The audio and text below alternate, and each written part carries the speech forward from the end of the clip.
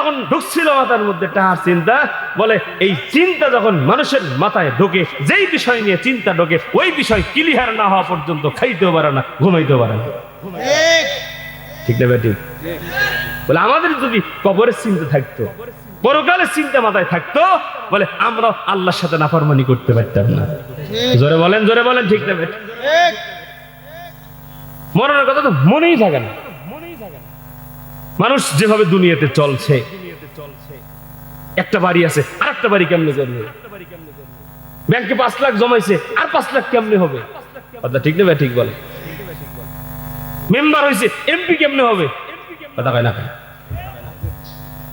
সবাই খালি প্রতিযোগিতায় লিপ্ত, দুনিয়া নিয়ে চিন্তা। আরে যেই দুনিয়া আমি থাকবোই না, ওটা নিয়ে চিন্তা করে লাগবে, কথা কন না কেন?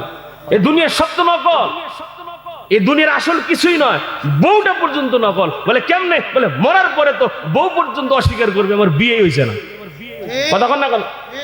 একটা নেকির জন্য মায়ের কাছে সন্তান যাবে, মা আমি তো একটা নেকির জন্য জান্নাতে যেতে পারছি না, আম্মা দুনিয়াতে না কত আদর করছো, মুরগির আন্ডা না খাইয়া আমারে খাওয়াইছো, ডিম নিজে না খাইয়া ডিম জমা বিক্রি করে আমার পরীক্ষার ফি দিছো, মা একটা নেকির দরকার দেও না। ভাই তুই কিটা, আমার তো দুনিয়াতে বিয়ে হয়েছে না, কথা কন না কেন? স্ত্রী সন্তান পর্যন্ত এগুলো তো নকল। আপনার সন্তান একটু, আমি একটু মাথার মধ্যে কিছু কথা ঢুকিয়ে দিয়ে যাই, কষ্ট হচ্ছে আপনাদের? শুনেন, যেই সন্তানকে বাবা সন্তানের চাহিদা পূরণ করতে পারে না, ওই সন্তানের কাছে বাবা, ওই সন্তানের কাছে সে প্রিয় বাবা নয়, কথা কন না? যে সন্তান চাইতেছে আইফোন, বাপে আইফোন কিনে দেয়, বাপরে বাবা আমার বাপে একটা লাখে একটা বাপ, আমার ওই পোলার কাছে লাখে একটা বাপ, আর যদি কাছে নাই টাকা পয়সা নাই, বাইরে যা বন্ধু তো আমার বাপটা খাটাস খাটাস, ঠিক ঠিক না ঠিক? বলেন, বোনের কাছে ভাই ভালো, বোনের চাহিদা ভাই যতক্ষণ পূরণ করে, কথা কন না? বাবা মা যারা, বাবা মাও ওই সন্তানকে বেশি মহব্বত করে যেই সন্তান চাকরি করে, ভালো ভালো খাবার এনে দেয়, টিয়া দেয়, কথা কন না? বাস্তব না বাস্তব? বলেন, একটু অপরাধ করলো ভাই ও চাকরি করে না, টেহা কামায় না, একটু করছে অপরাধ, তা কি হয়েছে? বাস্তব না বাস্তব? এই দুনিয়ার সব নকল, সব স্বার্থপর। বলে আমার আসল জিন্দেগি তো মরার পরে, যেটা শুরু আছে শেষ নাই, দুনিয়ার শুরু আছে শেষ আছে। একটু কবরের চিন্তা, মরণের চিন্তা আমরা করবো ইনশাআল্লাহ। দুনিয়ার মায়ায় পড়ে, সম্পদের মায়ায় পড়ে আসল জিনিস ভুলে গেছে। দুনিয়ারই মায়ায় পড়ে, দুনিয়ারই মায়ায় পড়ে ভুলিস না সকল, তোরা ভুলিস না সকল, এই দুনিয়ার সবই নকল, নয় তোরে আসল, ঠিক না বেটি? একটু কবরের চিন্তা করবো, আল্লাহ আমাদের সেই তৌফিক দান করে। কবর কেমনে সুন্দর হবে, কবরে গেলে আমার কবরটা জান্নাতের বিছানা, আমার আল্লাহ কবরে কি বিছাইয়া দিবে, কি আমল করলে বিছাইয়া দিবে, আমি মরার পরে কি আমল করলে জান্নাতে যেতে পারবো। আল্লাহ পাক জান্নাত বানাইছেন মুমিনদের জন্য, ঠিক না? ওই জান্নাতের গেটের মধ্যে একটা বড় কি আছে, তালা। ওই তালার চাবিটা কি? মিফতাহুল জান্নাতিস সালাত, ওই নামাজ। নামাজ পড়ার দরকার আছে না নাই? দুনিয়ার মুসলমান ইমানদার আল্লাহর গোলামেরা, একটু কবরের চিন্তা, পরকালের চিন্তা আমরা আমাদের দিমাগের মধ্যে ঢুকাই। খুব বেশি দূরে যাওয়া লাগবে না, হিসাব হাসরের ময়দানে রব্বুল আলামিন করবেন।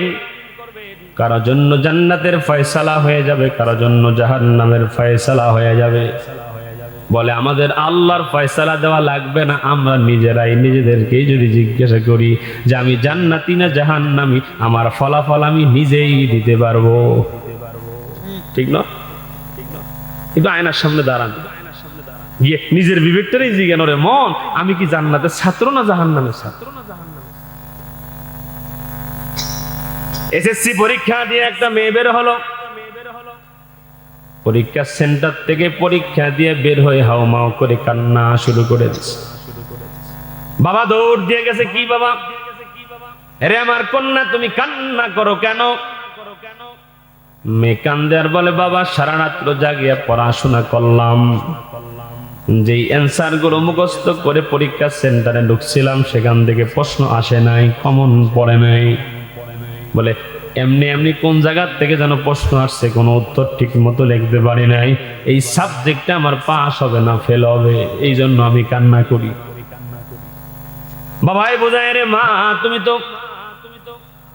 পড়াশোনার শুরু লগ্ন থেকে আজ পর্যন্ত কোন সাবজেক্টে ফেল করো নাই মা, টেনশন করিও না, তুমি টেনশন করিও না, তোমার ফেল হবে না, তোমার পাস হবে। মাও বুঝায়, ভাইও বুঝায়, বান্ধবীরাও বুঝায়, কিন্তু মেয়ের কান্না যেন থামে না।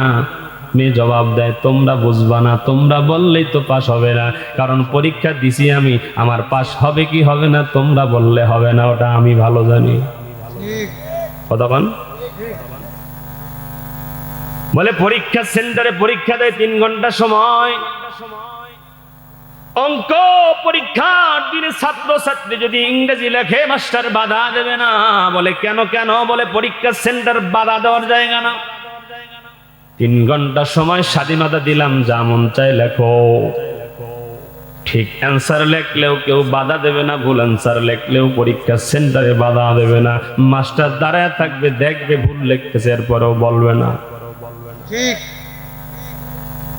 দুনিয়ার মুসলমান ইমানদার আল্লাহর গোলাম, যা মন চায় লেখো।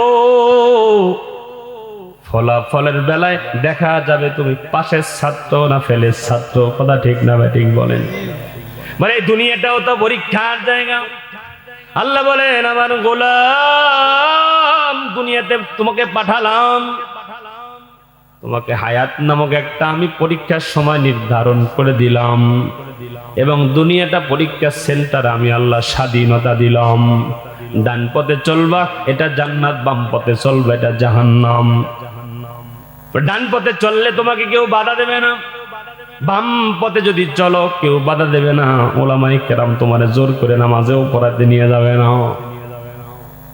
বলে ভালো কাজ করবা স্বাধীনতা তোমার, মন্দ কাজ করবা স্বাধীনতা তোমার। বলে ফলাফলের বেলায় দেখা যাবে হাসরের ময়দানে তুমি জান্নাতের ছাত্র না জাহান্নামের ছাত্র। কথা বলেন ঠিক না ভাই? ঠিক। এই জন্য দুনিয়ার মুসলমান ইমানদার আল্লাহর গোলাম, ও নাটুরের যুবক, পর্দার মায়েরা শোনো, একটু পরকালের চিন্তা, মরণের চিন্তা, মরণের কথা স্মরণ করে আমরা দুনিয়াতে যদি চলি, আমাদের দুনিয়াও সুন্দর হবে, কবরও সুন্দর হবে। মরণেরই কথা মানুষ স্মরণ করো না, আজরাইল আসিলে কারো কৈফিয়ত শুনবে না। ঠিক না ভাই? ঠিক বলে। দুনিয়ার মুসলমান ইমানদার আল্লাহর গোলাম, তো আসুন, জান্নাতি যারা হবে তারা জাহান্নামীদের কেউ এই জাহান্নামীরা। বলো বলো বলো, কেন জাহান্নামে আসছো? তারা বলবে 4 অপরাধ। 1 নম্বর অপরাধ, আমরা দুনিয়াতে নামাজ পড়ি নাই, দুনিয়াতে আমরা নামাজই ছিলাম না। 2 নম্বর অপরাধ কি বলো? এবার জাহান্নামীরা বলবেন, ওয়ালাম নাকুনু তুইমুল ওয়ালাম নাকুনু তুইমুল মিসকিন। আর জোরে বলুন আল্লাহু আকবার। 2 নম্বর জাহান্নামীরা বলবে, জান্নাতীরা শোনো, 2 নম্বর অপরাধ হলো দুনিয়ার জমিনে আমাদের সমর্থ ছিল, আল্লাহ আমাদেরকে মাল সম্পদ দিয়েছিলেন, অর্থ সম্পদ দিয়েছিলেন। আল্লাহ পাক রব্বুল আলামিন দুনিয়াতে আমাদের সমর্থ দিয়েছিলেন। বলে ওয়ালাম নাকুনু তুইমুল মিসকিন, এতিম মিসকিন অসহায় নিঃস্ব মানুষ আমাদের সামনে হাত বাড়াইতো। বলে হাত বাড়াইতো, হাত আমাদের সামনে হাত বাড়াইতো, নিঃস্ব অসহায়। বলে হাত যখন বাড়াইতো সামর্থ্য ছিল, কিন্তু হাত ফিরাইয়া দিয়েছি, দূর দূর করে তাড়িয়ে দিয়েছি। আল্লাহর কোরআনের দাওয়াত দেওয়ার কারণে বাংলাদেশের 68টা জেলায় আল্লাহ আমাকে ঘোরায়। শুরু করছি নভেম্বর, এখন পর্যন্ত থামে নাই। বলে প্রতিদিন এক শহর থেকে আর এক শহর প্রতিদিন দৌড়ায়, রাস্তাঘাটে কত সময় দেখা যায়। ঢাকা শহরের যানজটে যখনই গাড়িটা ব্রেক দেয় তখনই ফকিররা আইসা দেখা যায় গেটের মধ্যে লক করে। কথা ঠিক? বলে কত বড় লোককে দেখলাম, বলে গ্লাসের মধ্যে হাত লাগাইছে জন্য বের হয়ে মারধর পর্যন্ত করছে। এমন ঘটনার অভাব আমাদের বাংলাদেশের নাই। কথা বলেন ঠিক না ঠিক? ওই জাহান্নামীরা বলবে দুনিয়ার জমিনে সামর্থ্য ছিল, এতিম মিসকিন অসহায় নিঃস্ব মানুষ সামনে হাত বাড়াইতো, বলে চাইলে সহযোগিতা করতে পারতাম কিন্তু করি নাই, দূর দূর করে তাড়াইয়া দিছিলাম। এতিম মিসকিন অসহায়। এই যে আমরা বাবা মা মারা গেলে অনুষ্ঠান করি, এদিকে করে কিনা? কথা বল না, করে? অসুবিধা হচ্ছে আপনাদের? এই অসুবিধা হইলে খালি বলেন না আমার সুবিধা, আপনাদের অসুবিধা হইলে আমার সুবিধা। ভাইয়ের আমার খেয়াল করেন, অল্প সময় আমরা মা বাবা মারা গেলে অনুষ্ঠান করি। এই দিকের খবর আমি জানি না। ঢাকাতে আমি দেখছি যে অনুষ্ঠান করতেছে, বাবা মা মারা গেছে, বলে আরে বাবা মা মারা গেছে, গরু জব করে খাসি জব করে তো খাওয়ানোর দরকার অসহায় দরিদ্র এতিম মিসকিনদের। কথা কন না খায়, কিন্তু বাইসে বাইসে বড় লোকদের দাওয়াত দেয়। কথা কন না খায়। আর এতিম মিসকিন ফকিররা ওই যে ঝোলা নিয়ে ওই বাইরে দাঁড়ায় থাকে। কথা কন না, এখন আব্বা জান একটু খাইতে দেবে না, বসেন বসেন পরে পরে। কথা কন না খায়, পরে পরে পরে ওই ভাত দিচ্ছে আর ডাল দিচ্ছে, গোস্ত দেয় না। গোস্ত গোস্ত ভাত ডাল দিচ্ছে, এই তো বেশি। কথা কন না গায়ে, বাস্তব না বাস্তব বলেন?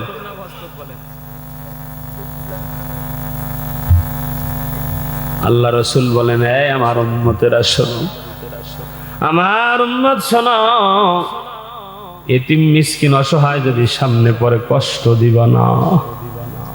ও নবীর উম্মত, অন্তরটা নরম করে কথা শুনেন। আল্লাহ নবী বলেন, আমার উম্মতেরা, আরে আমার উম্মত, আমি নবীতে এতিম ছিলাম, বাবার কোনদিন আমি নবী দেখতে পারি নাই। বলে আমি নবী বাবারে দেখি না, বাবার আদর কেমন হয় আমি নবী জানি না।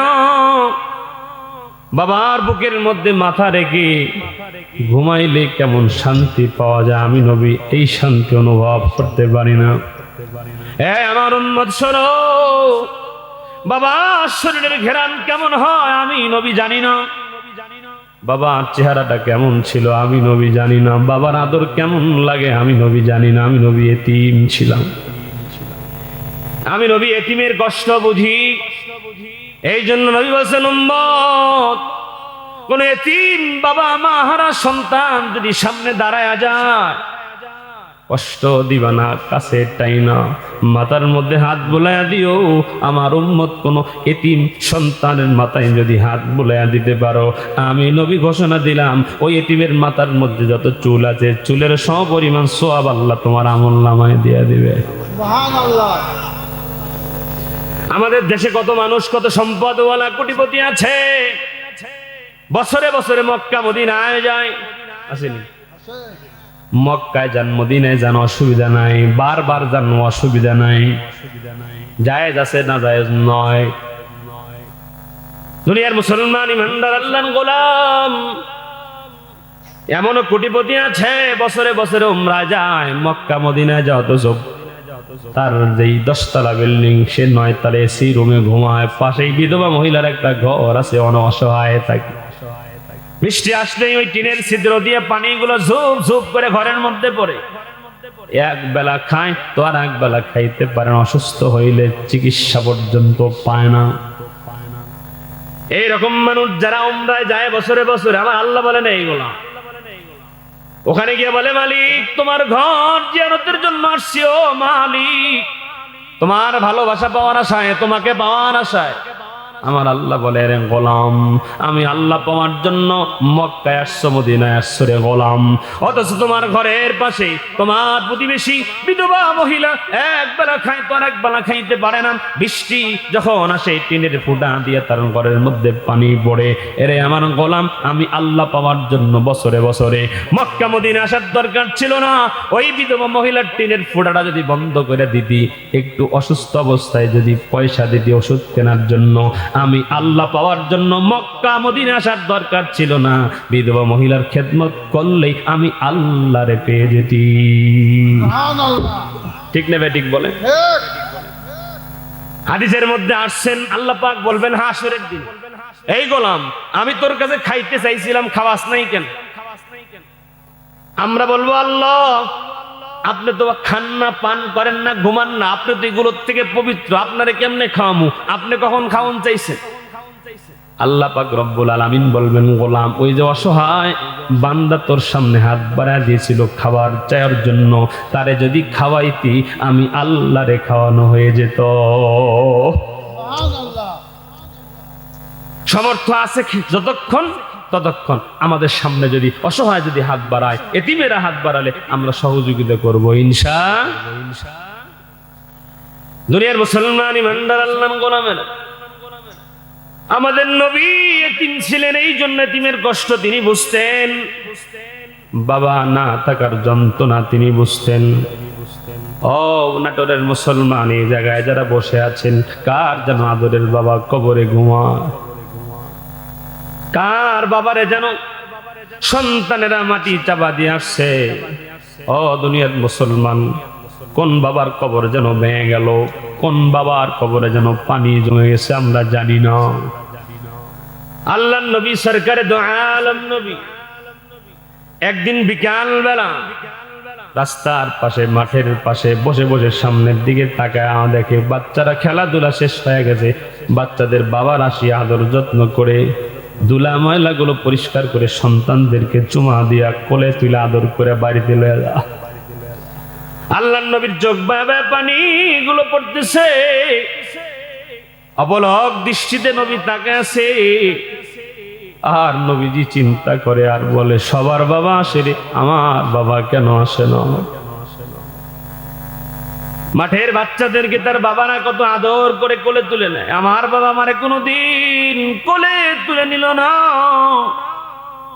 আপনার আমার মার নবী বাবা বাবা বলে মাঠের পাশে গাছতলায় কান্না করে সন্ধ্যা হয়ে যায়। এদিকে আমিনা চিন্তা করে, সন্ধ্যা হয়ে গেল, আমার সন্তান মোহাম্মদ কেন এখনো ঘরে আসে না? খোঁজ করার জন্য বের হয়ে গেলেন। রাস্তায় দুজন মানুষকে ডাক দিয়ে বলছেন, এই পথিক, তোমরা আমার সন্তান মোহাম্মদকে কি দেখছো নাকি? তারা বলে, তোমার সন্তান মোহাম্মদ তো চিনি না, তবে দেখলাম মাঠের পাশে গাছতলে একটা সন্তান, ছোট্ট বাচ্চা, বাবা বাবা বলে কান্দে, দৌড় দাও, মনে হয় এটাই তোমার মোহাম্মদ হবে। আমি না দৌড় দিয়ে চলে গেল। নবীজি মাকে দেখিয়ে আরো হাউমাউ করে কান্না করে দৌড় দিয়ে মাকে জড়ায় ধরে বলে, মা গো, ও মা, ও মা, বলো বলো, সবার বাবা আসে, আমার বাবা কেন আসে না?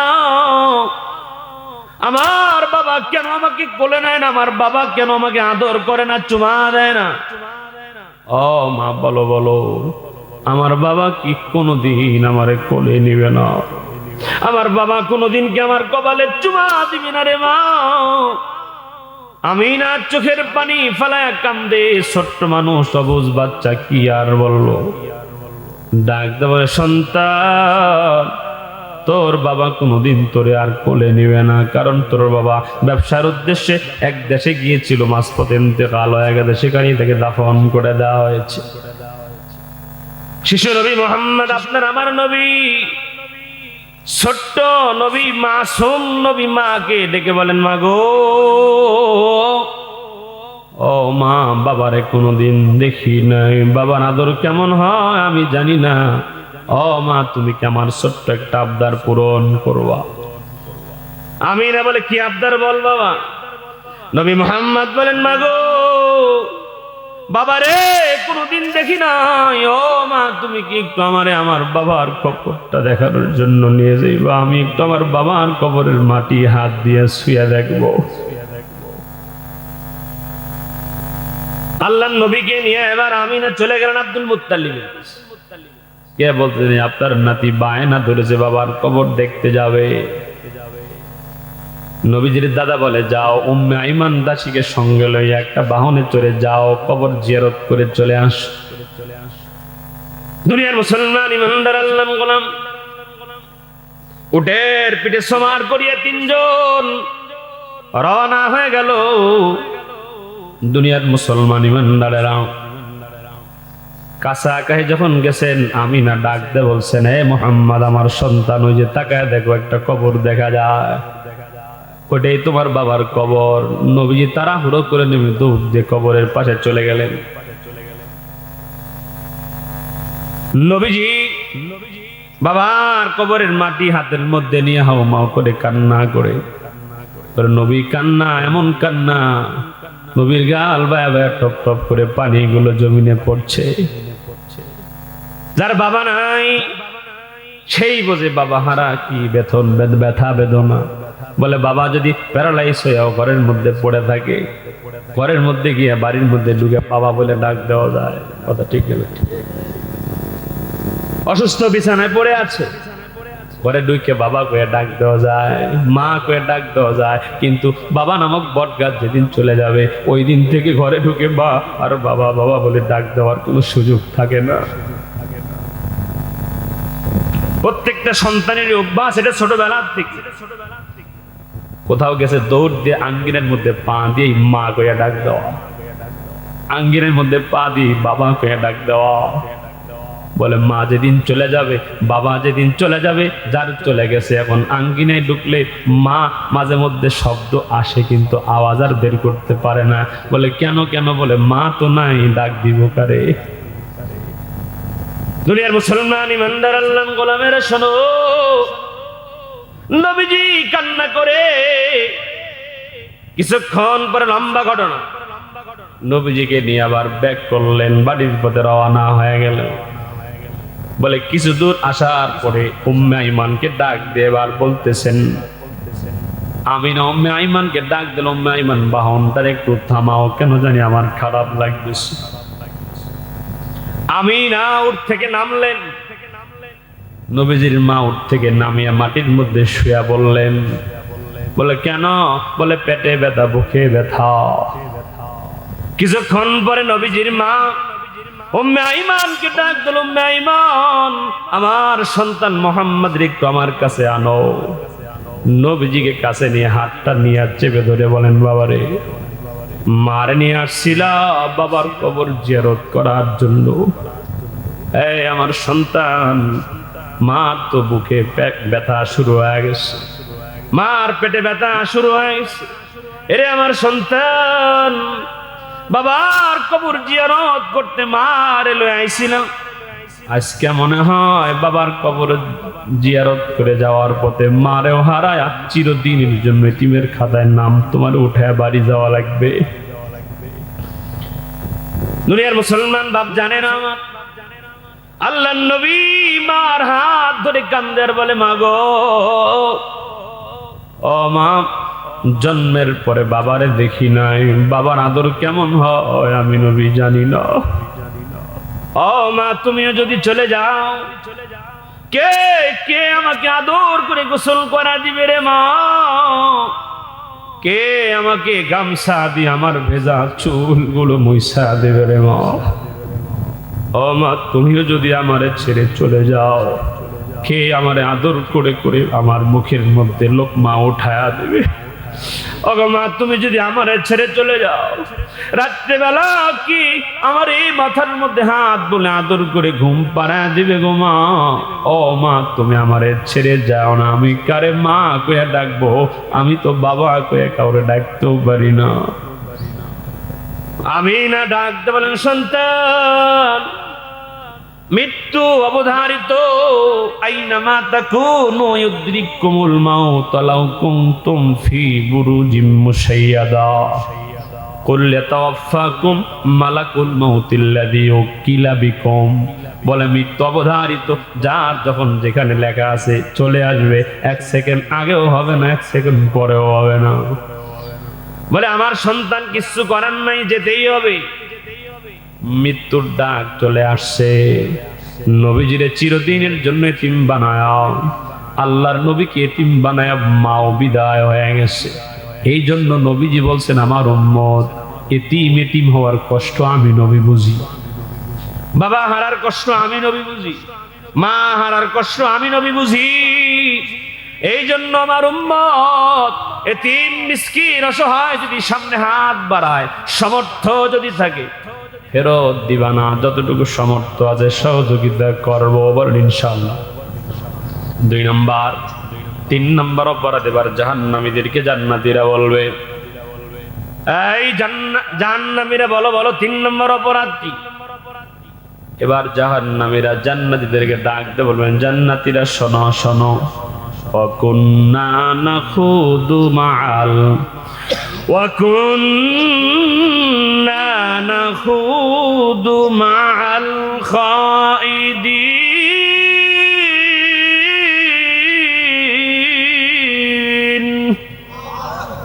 এ কালামে জিন্দা কোরআনে হাকিম, হিকমতে উলায়া জালাস্তু কদিম, জামিউল ইলম ফিল কোরআনে হাকিম, তাকাসরাত আনহু আফহামুর রিজালি, বখা কোরআন কালামুল্লাহ বসন, কদিমাস্তি নইন।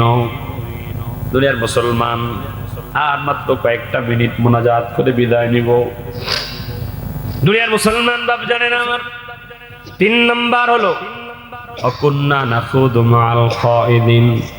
জাহান্নামীরা জান্নাতীদেরকে বলবে, এই জান্নাতীরা দুনিয়ার জমিনে আমরা মিটিং করতাম, মিটিং। বলে কি এর মিটিং করতাম? বলে ভালো মানুষদেরকে নিয়ে ষড়যন্ত্রের মিটিং করতাম, কেমনে ভালো মানুষগুলোরে ফাঁসানো যায়, কেমনে বিপদে ফেলানো যায়, এই জন্য সব সময় টং পরে বসে বসে মিটিং করতাম। এমন লোক তো আমগো দেশে নাই, কথা কন না। কর্তৃপক্ষ যারা আছেন তাওয়ারও রেডি করেন, দোয়া হবে। হ্যাঁ কষ্ট হচ্ছে তো, হ্যাঁ ভাইয়ের আমার। জাহান্নামীরা বলবে যে দুনিয়াতে আমরা ভালো মানুষদেরকে নিয়ে ষড়যন্ত্র করতেন। এই সমাজে আমাদের সমাজটা এমন ভাবে গঠিত, রাগ করবেন নাকি আবার সত্য কথা বললে, আমাদের সমাজটা এমন ভাবে গঠিত, বলে সত্যটাই এখন যেন ন্যায়টাই এখন যেন অন্যায়, কথা কন না কেন? মানে আমার সত্য কথা বলাটা দোষ, মিথ্যাটা যদি আরো সত্য বললে মানুষ বিপদে পড়ছে না, কে কইছে তোমার সত্য কথা কইবে? আর কথা কন না কেন?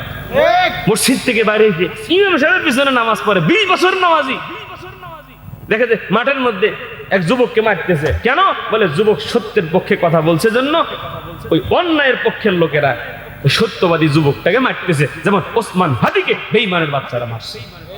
কথা বলেন ঠিক না ঠিক? বলে ও মারার কারণ কি? বলে ও তো সত্য পথের লড়াকু সৈনিক ছিল, বলে কাউকে পরোয়া করতো না, উচিত কথা, হক কথা, ন্যায়ের কথা বলিষ্ঠ কণ্ঠে আল্লাহকে ছাড়া কাউকে ভয় না করে মুখ খুলে বলে ফেলতো, ঠিক না বেটি? এটাই তার অপরাধ ছিল। এই 20 বছরের নামাজি বেড়ে গিয়ে মারতেছে কে?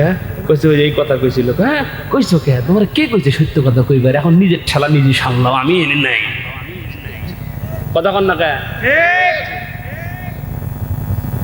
সমাজটা এমন ভাবে গঠন হয়েছে, সত্য কথা বললে হুজুর এটা কইেন না, ওইটা কইেন না, এটা কইেন না, কথা কন না কে?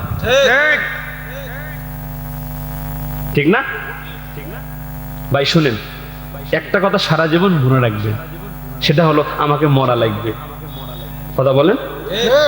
আমার কবরে আমি একা যাব, আমার সন্তানও যাবে না, আমার বাপও যাবে না, আমার নেতাও যাবে না, আর আমি নেতা আমার কর্মীও আমার কবরে যাবে, কথা কন। এজন্য শোনেন, এমন কথা বলবো না, এটা সারা জীবন মনে রাখবেন, এমন কথা বলবো না যেই কথা বললে ঈমান থাকে না, যেই কথা বললে আল্লাহ নারাজ হয়। এমন কাজ করব না যেই কাজ করলে ঈমান থাকে না, যেই কাজ করলে আমার আল্লাহ খুশি থাকে না।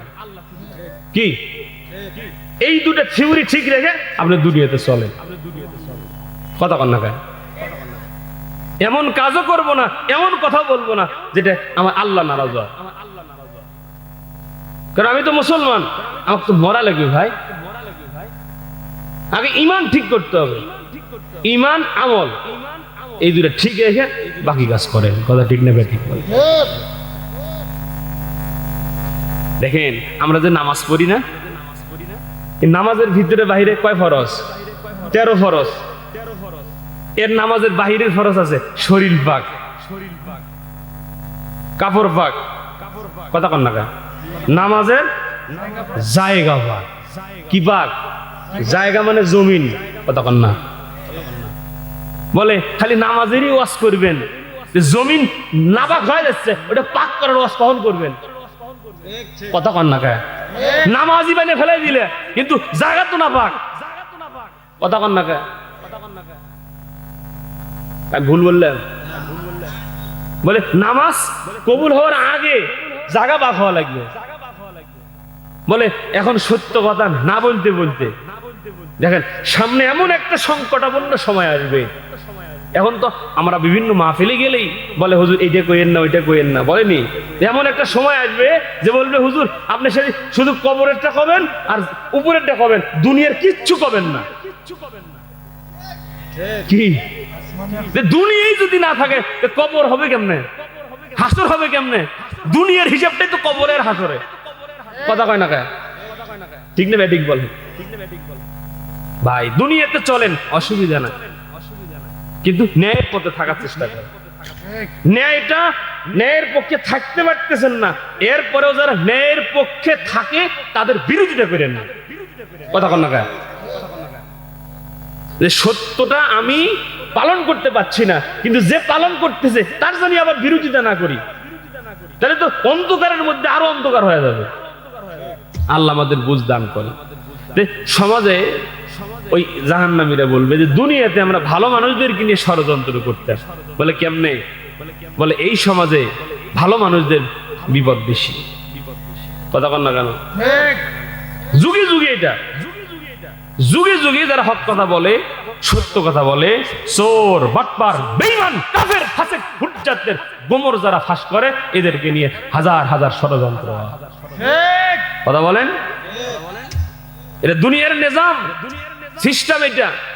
বলে হযরতে মুসা আলাইহিস সালাতু ওয়াস সালাম কারুনকে বলছে যাকাত দাও, ঠিক না বেঠিক? আচ্ছা বলেন যাকাত দিলে লাভ কি আমার না যে দিবে তার? আপনার লাভ। বলে কেন? বলে আপনি যেই সম্পদের হিসাব করে যাকাত দিবেন ওই সম্পদ আমার আল্লাহ আগুনে পোড়াবে না, সুবহানাল্লাহ। ওই সম্পদ আল্লাহ হেফাজত করবে। বলে কেন? বলে ওই সম্পদ আল্লাহর হক, যেটা ইসলামের যেটা বিধান, ওই বিধান অনুযায়ী ওই সম্পদ আপনি হিসাব করে বিলিয়ে দিয়েছেন, আল্লাহর হুকুম পালন করেছেন সম্পদের ক্ষেত্রে, ওই সম্পদ আল্লাহর জিম্মায় চলে গেল। মুসা আলাইহিস সালাম বলেন যাকাত দাও। কারুনের এত এত সম্পদ, বলে এত সম্পদ ছিল আর এত গুদাম ছিল, গুদামের চাবি বহন করার জন্য বলে 70টা উট ছিল।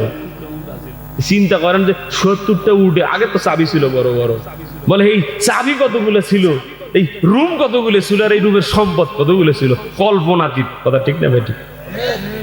যাকাত দিতে কইছে না, হ্যাঁ যাকাত দেব, আমার সম্পদ আমি কামাইছি, এই যে ভালো কথা কইছে, শত্রু হইছে। বলে কি করছে? বলে একটা মেয়েরে ঠিক করছে, যুবতী মেয়েরে ঠিক করে কয় যে তুমি যাও গিয়া ভরা মজলিসের মধ্যে দাঁড়ায় বলবা যে আমার একটা কথা আছে। কি কথা? বলে তোমরা যাকে নবী মানো ওই নবী আমার চরিত্র নষ্ট করছে। নাউজুবিল্লাহ বলে। এরকম ষড়যন্ত্র আমগো দেশে হয় না, কথা কন না কায়। মিথ্যে মামলা দিয়ে দেয়, কথা কন না কায়। এই যে আল্লাহ মামুনুল হক সাহেবের নামে মামলা দিছিল, আমি ওগুলো বললেছে শুধু বুঝানোর জন্য। ওনার নামে একটা মামলা দিছিল কি, ঘড়ি চুরি করছে, কথা কয় না। মামলা যখন দেয় একটা তো হয় না, 18-20টা দেয়, যেন কোনো দিক দিয়ে বাইরে হইতে না পারে, কথা ঠিক না? যে একটা মামলা দিচ্ছে ঘড়ি চুরির মামলা, আর একটা দিচ্ছে মানিব্যাগ চুরির মামলা। আমি শুনে গই ওরে আল্লাহ রে, এটা মামলা, এটা ইজ্জতওয়ালা মামলা দিতি বড় ধরনের। ঠিক বলে বলে যেই সময় এই ঢাকা শহরে কারো কোনো পাম্প ছিল না, পেট্রোল পাম্প, সিএনজি পাম্প, ওই সময় এই মামুনুল হক সাহেবের বাবার ওই ঢাকা শহরে পেট্রোল পাম্প ছিল। ওই সময় কি উনি মানিব্যাগ চুরি করতো। শয়তান হাসে আর কয়, আল্লাহ তুমি আমার শয়তান বানাইছো, ও তো আমার থেকে বড় শয়তান। ঠিক না ঠিক বলেন? রাগ করলেন নাকি? বলে সমাজের মধ্যে যারাই ভালো কথা বলবে, যারাই সত্য কথা বলবে, এক শ্রেণীর মানুষ তাদের বিরুদ্ধে লাগবে, ষড়যন্ত্র করা শুরু করবে। এই মানুষগুলোই জাহান্নামে যাবে, তারাই জান্নাতীদেরকে বলে, জান্নাতীরা শোনো, আমরা অপরাধ করছিলাম দুনিয়াতে। বলে কি অপরাধ? বলে 3 নম্বর অপরাধ। ওই ভালো মানুষগুলো ভালো কথা বলতো, আমাদের ভালো লাগতো না, আমরা আরো নানান রকম মামলা দিয়া ষড়যন্ত্র কইরা এই মানুষগুলোরে ফাঁসি দিয়ে মারছি, এই মানুষগুলোরে জেলে ভরে রাখছিলাম, এই মানুষগুলোরে সমাজের মধ্যে মেয়ে লোক দিয়া এদের চরিত্র মানুষের সামনে আমরা নষ্ট বানাইয়া দিছিলাম, ইজ্জত কেড়ে নিছিলাম। কথা বলেন ঠিক না? বলেন এই কারণও পাঠাই দিছে, যাও গিয়ে হাত উঠে বলবা যে এই নবী তোমরা যাকে মানো সে আমার চরিত্র নষ্ট করছে, নাউজুবিল্লাহ। এবার দাঁড়াইছে, আমার একটা কথা আছে, এই কথা কইছে, আল্লাহ সাথে সাথে জবান বন্ধ করে দিয়েছে। আল্লাহু আকবার কর। এবার বলবে যে তোমরা যাকে নবী মানো আমার চরিত্র নষ্ট করছে, এখন মুখ লড়ে আওয়াজ হয় না। আল্লাহ যখন ধরে তখন আর ইন্না বাতশা রাব্বিকা লাশাদীদ, আল্লাহর ধরা কঠিন ধরা। বলছিল না 40 সাল, কথা পায় না। হ্যাঁ আল্লাহ কি এর 40, 24-এ বোল্ড আউট, কথা কয় না। হ্যাঁ তুমি তো কইলে হবে না, আল্লাহ যখন ধরবে তখন আর ছাড় নাই। আল্লাহ নাড়াইটা খালি ছাড়ে, যা যা যত দূরই যা ঘুরে আমার কাছে আমার লাগবে। ঠিক না ভাই? ঠিক বলে। এই যে পুষ্কুনি আছে না এলাকা, দেখবেন যে মাছ ছাড়ে বছরে বছরে, দেখবেন কিছু আগের পুরান 2-1টা মাছ থাকিয়ে যায়। হ্যাঁ তো একদিন মাছ জাল মারছে, তো বড় মাছটা উঠছে, না রে আজকে না, এই জামাই আসবে ওই দিন, আবার ছেড়ে দিছে। কিন্তু জামাই যেদিন আসে ওই দিন আর জালে আহে না। কথা কন না গায়ে, এর 3-4টে জাল দিয়ে মারতেছে, ও মাছের খালি ওইদিকে ঘুরে মারে, আবার জায়গা এত চেষ্টা করে। ও জামাইয়ের পেটে খিদে, কত বড় মাছ লাগবে না, ডিম দিয়ে ভাজতো, মাছ আর জালে আটকে না। ওই দিন আবার দেখবেন পরের দিন মারছে, সকালবেলা ওইটা উঠাবে না, ওইটা আগে উঠে।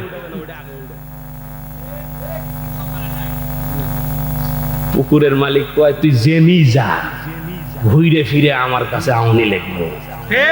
কথা কন না খা, কই যেদিন পামু সুযোগ মতো ওই দিন কাইটা ফালি ফালি কইরা লবণ মরিচ দইলের তেলের মধ্যে ভাইজা খাইয়া তোরে সময় মতো ডেলিভারি করে দিই। কথা ঠিক না? ঠিক বলেন? ধর্ম আর ছাড়বো না, ঘুরে আমার কাছে আউন লাগবো। আল্লাহ কয় বান্দা অহংকার করো, ক্ষমতার অহংকার, টাকার অহংকার, চেহারার অহংকার, যতই বড়াই করো ঘুরে আমার কাছে আউন লাগবো, নাটাইটা আমার হাতিও। কথা কন ঠিক না? ঠিক। যতই বাহাদুরি করি আল্লাহর জমিন ছেড়ে ভাইয়া যাওয়ার সুযোগ আমাদের আছে নাকি? দাঁড়াইছে, আল্লাহ কি করছে? কথা কয়ে পারে না, বসছে কথা কয়ে পারে। সুবহানাল্লাহ কোন বসে কথা বলতে পারে, দাঁড়ায় কথা বলতে পারে না। এখন বসে বসে বলতেছে, মালিক আমি ভুল করছি, বুঝতে পারিনি, আল্লাহ উনি সত্য নবী, আপনি একটু মেহেরবানি করে আল্লাহ আমার জবানটা খুলে দেন, আমি দাঁড়ায় সত্যটা বলবো। আল্লাহু আকবার। এবার একটা মহিলা যদি মাঝখানে একবার দাঁড়ায় একবার বসে, সমস্যা হয় না? এখন মুসাফির ভাই তুমি বারবার দাঁড়াচ্ছ কেন? এখন আল্লাহ জবান খুলে দিয়েছে, বলতেছে যে আমি আসছিলাম আপনার চরিত্রের মধ্যে হবাদ দেওয়ার জন্য, কিন্তু আমি বুঝতে পারছি আপনি সত্য নবী, আমি কালেমা পড়ে মুসলমান হয়ে যাব। সুবহানাল্লাহ। মুসা নবী কি নরম স্বভাবের ছিল? গরম স্বভাব। কেমন গরম? টুপি পরতো, রাগ হলে চুল টুপির উপর দিয়ে বেরোইতো। কিছু লোক আছে দেখেন পোলাপান দেখেন চুল খারাপ আসেনি, বলে যখন রাগ হইতো চুল এমন খারাপ হয়ে যেত, টুপির ভিতর দিয়ে দেয়া চুল খারাপ হয়ে গেছে, এত রাগ, মেজাজ তো গরম হয়ে গেছে। তো তুমি আসছো ঠিক আছে অবাদ দেওয়ার জন্য, ওইটা পরে তোমাকে পাঠাইছে কেটা ওইটা কও। কথা কয় না, পাঠাইছে কেটা তার নাম কও। ওইটা বললে সমস্যা, ওইটা আগে জানা লাগবে আমার। কথা কন না গায়ে, এটাই ইসলামের শিক্ষা। যখন কোন অপরাধ হবে সমাজে, ওই অপরাধের গোড়ায় কে আছে আগে তাকে ধরো। কথা বলেন না কেন?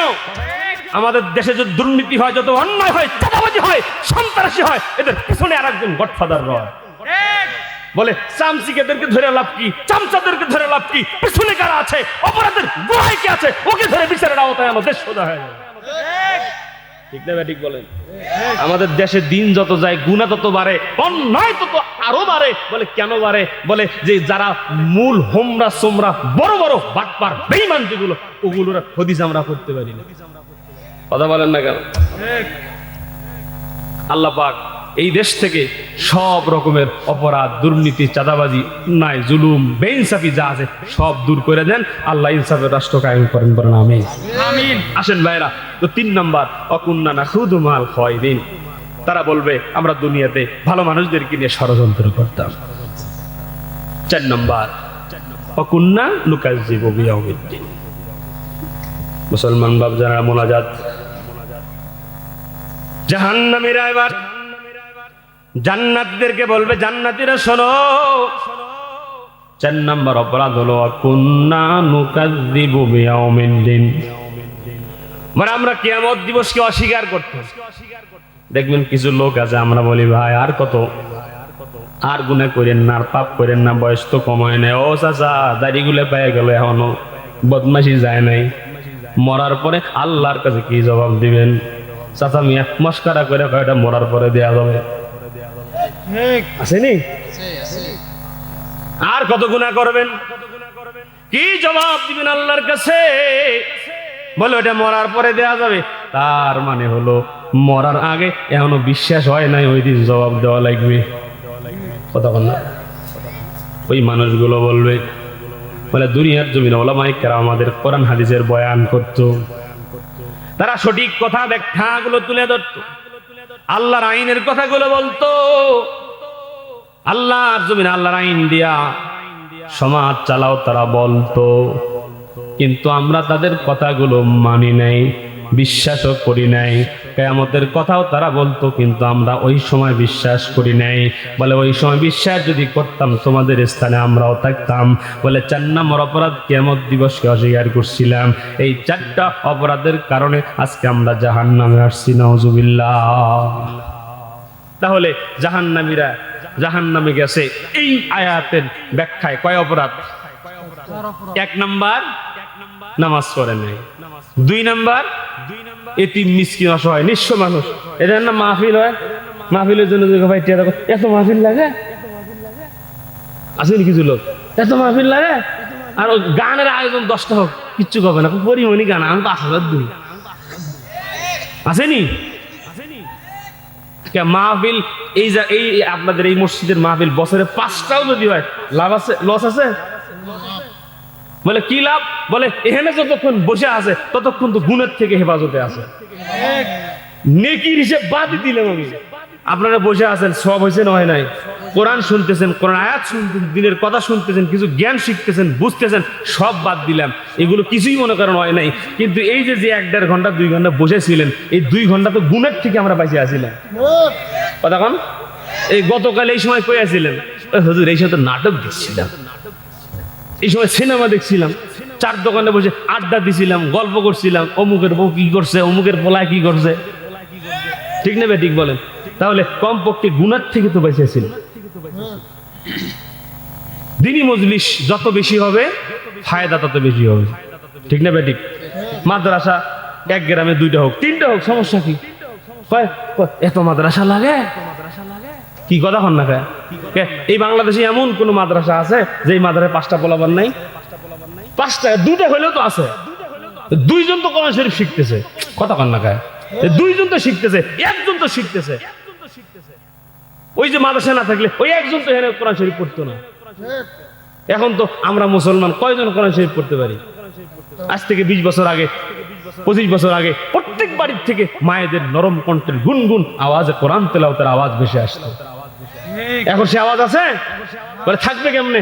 রাত 2-3টে পর্যন্ত তো বোঝে না, সে বোঝে না, কেরণ মালা কি আবার যদি কোনো অক্ত মিস হয় আর একবার যায় সেটা কাজা আদায় করে, রাত্রে দেখা পারে এই দিনে ওঠে আবার ওটা কাজা তোলে, ঠিক না ভাই? ঠিক বলে। সকালবেলা দেখা যায় আমদাদের হোটেলে সবাই কি ব্যাপার হচ্ছে, এই আমাকে 2টা রুটি দে আর 2টা বেগমের জন্য পার্সেল দে, কথা কয় না। 9টা বাজে বলছে ওঠেন ওঠেন, খিদে লাগছে, 2টা পরোটা খায় আমার জন্য 2টা পার্সেল আনো।